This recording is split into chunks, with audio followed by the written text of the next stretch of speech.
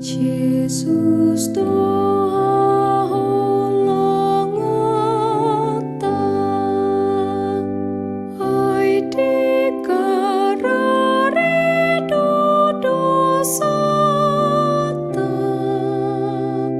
topus tadomu darnai, daging doton dinami, Tuhan Yesus oleho kami, ai sonang do di tanganmu, sai jalo hamion, hami huriamon, anakonmu asirom dekan basam,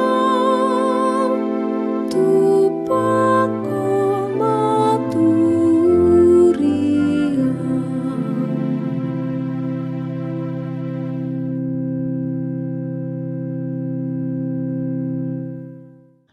Salam saudara-saudara, Shalom Aleichem Besem Hamashiach. Kembali pagi ini kita merenung bersama akan firman Tuhan. Tapi sebelum kita membaca firman Tuhan, kita berdoa sejenak. Terima kasih Tuhan Yesus atas hidup yang Tuhan anugerahkan, dan kami akan mendengarkan firman-Mu yang menjadi penuntun hidup kami hari ini. Karena itu berfirmanlah, karena kami anak-anak-Mu siap untuk mendengarnya. Amin. Saudara-saudaraku terkasih, firman Tuhan pagi ini dari Galatia 4 ayat 7. Jika kamu bukan lagi hamba, melainkan anak. Jikalau kamu anak, maka kamu adalah ahli-ahli waris oleh Allah. Dibayani dang behatobako tung anak do. Alai mulo anak laus panea do marhite sian debata. Saudaraku, inti daripada Galatia 4 ayat 7 firman kita hari ini adalah kepastian bahwa orang percaya telah diangkat menjadi anak Allah, bukan lagi hamba. Sebagai anak saudara, Anda berhak menerima warisan surgawi. Apa itu? Keselamatan dan hidup yang kekal dari Allah kita. Status ini saudara-saudara, status anak itu adalah anugerah yang murni, yang hanya dimungkinkan oleh pengorbanan Tuhan Yesus Kristus di kayu salib. Ada beberapa poin penting saudara-saudara untuk membantu kita merenungkan. Yang pertama, tadi ada kata bukan lagi hamba. Sebelum mengenal Kristus, saudara-saudara adalah hamba daripada dosa dan hukum Taurat. Itu yang Rasul Paulus katakan. Hamba itu hanya bekerja dan tidak memiliki hak atas harta tuannya.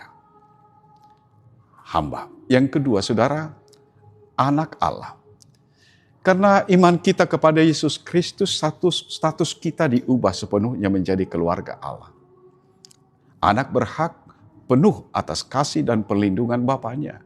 Bahkan status baru itu diangkat menjadi ahli waris. Sebagai anak, kita berhak menerima semua janji Allah. Dan apa yang Dia ingatkan, apa yang Dia ingin lakukan. Mari kita bahas saudara-saudara. Bayangkan hidup sebagai hamba. Setiap hari hamba itu dipenuhi dengan ketakutan. Takut salah, takut dihukum, takut tidak dapat makan dari tuannya kalau prestasinya itu menurun. Banyak dari antara kita saudara-saudara tanpa sadar menjalani iman seperti itu. Kita ke gereja, berdoa, melayani, tapi motivasinya biar Tuhan tidak marah. Itu mentalitas hamba. Mentalitas hamba. Paulus mengingatkan jemaat Galatia dan juga kita, status kita sudah berubah karena Yesus. Kita bukan lagi hamba melainkan anak. Itu revolusioner. Hamba menaati karena terpaksa, anak menaati karena percaya kepada Bapaknya yang menyayanginya. Jadi sebagai anak saudara-saudara, kita dapat dua hal. Yang pertama, akses dan warisan. Akses artinya kita boleh datang kapan saja ke hadirat Bapa. Tak perlu antre, tak perlu layak dulu. Anak yang jatuh boleh langsung dipeluk oleh Bapa. Masalahnya saudara-saudara, itu harus kita gumulkan. Yang kedua, kita dapat warisan. Semua janji Allah milik kita. Pengampunannya milik kita saat kita gagal. Saat kita lemah, kita diberikan kekuatan. Masalahnya, saudara-saudaraku, kita sering hidup sebagai anak yatim, padahal Bapa kita adalah Raja. Kita kerja keras, cari identitas, pengakuan, rasa aman, padahal semuanya itu sudah diberi di atas kayu salib. Hari ini saudara-saudara, berhenti menghitung poin rohanimu, berhenti lari kalau jatuh, pulang saja, panggil dia Abba, panggil dia Bapa, panggil dia ayahmu, kamu miliknya, kamu ahli warisnya. Kamu bukan proyek yang harus dia perbaiki, kamu anak yang dikasihinya. Karena itu, Firman mau ingatkan, satu, ganti sapaan doamu setiap pagi, setiap hari. Panggil dia Bapamu, panggil dia Abamu waktu berdoa. Kedengarannya sepele, tapi itu akan melatih otak kita keluar dari mentalitas hamba.